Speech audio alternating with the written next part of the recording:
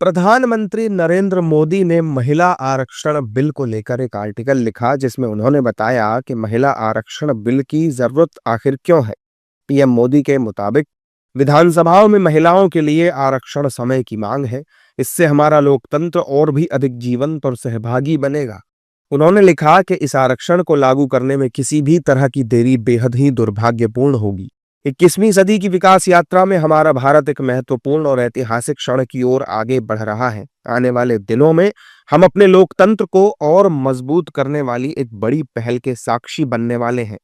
ये एक ऐसा अवसर है जब समानता, समावेशन और जन भागीदारी के प्रति हमारी राष्ट्रीय प्रतिबद्धता एक नए रूप में सामने आएगी।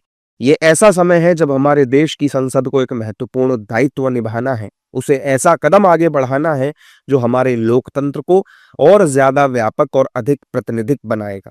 संसद का यह फैसला महिलाओं की राजनीतिक भागीदारी को नई शक्ति देगा और लोकसभा और विधानसभाओं में उनका उचित स्थान सुनिश्चित करेगा। पीएम मोदी के इस आर्टिकल को लेकर देश भर से महिलाओं की प्रतिक्रियाएं आ रही हैं।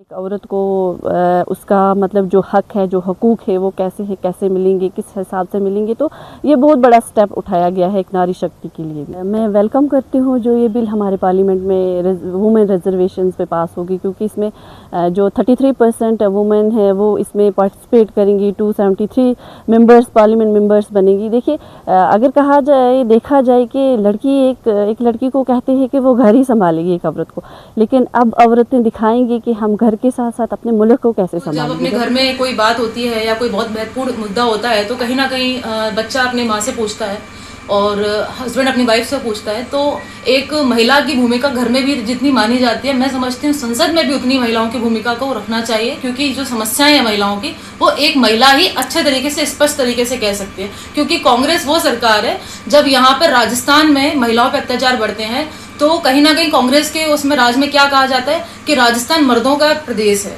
अगर वहां पर महिलाएं उपस्थित हों और अपनी भूमिका उनकी अच्छी हो तो वो इस बात को कह सकती है कि राजस्थान जो है उतना ही महिलाओं का देश है जितना मर्दों का है। सर, अच्छा रहेगा, बिल्कुल महिलाओं को आगे बढ़ने का मौका मिलेगा और महिलाएं जब सारे उसमें आगे बढ़ेंगी सारे क्षेत्रों में, तो महिलाएं अपने अधिकारों की रक्षा करेंगी और अपनी स्वयं की सुरक्षा भी कर पाएंगी। आगे राजनीति में आएंगी तो वो नीति निर्माण करेंगी।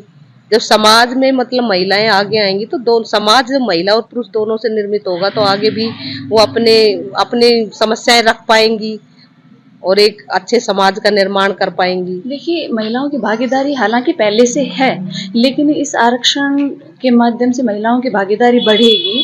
जो संख्या अब तक संसद में कम रहती थी महिलाओं की, वो बढ़ जाएगी और राजनीति में महिलाओं की भूमिका बढ़ेगी, नीति निर्माण में महिलाओं की भूमिका बढ़ेगी। तो नीति निर्माण में महिलाओं की भूमिका बढ़ेगी तो वो महिलाओं को लेकर कुछ विशेष नियम, कायदे, कानून बना पाएंगी। तो ये एक बहुत अच्छी मोदी जी की पहल है। इससे संसद में महिलाओं की भागीदारी, देश की नीति निर्माण में महिलाओं की भागीदारी ज़्यादा होगी। ये संसद में जो 273 सीटें की है, इससे महिलाओं को आगे बढ़ने का मौका मिलेगा। जहाँ पहले 15% सीटें थी, अब वो 33% हो गई है। इससे हर क्षेत्र में महिलाएं आगे बढ़ेगी, क्योंकि एक महिला ही महिला को आगे बढ़ा सकती है। इससे हर क्षेत्र में महिलाएं आगे आएगी, क्योंकि महिला को एक महिला ही समझ सकती है और उसके लिए जो करना होता है महिला ही कर सकती है। तो मोदी जी का ये बहुत बड़ा ही ऐतिहासिक फैसला है, ऐसे समझ लेते हैं। दरअसल ये बिल देश के 5 राज्यों में हो रहे विधानसभा चुनाव के बीच चुनावी बहस के केंद्र में आ गया है।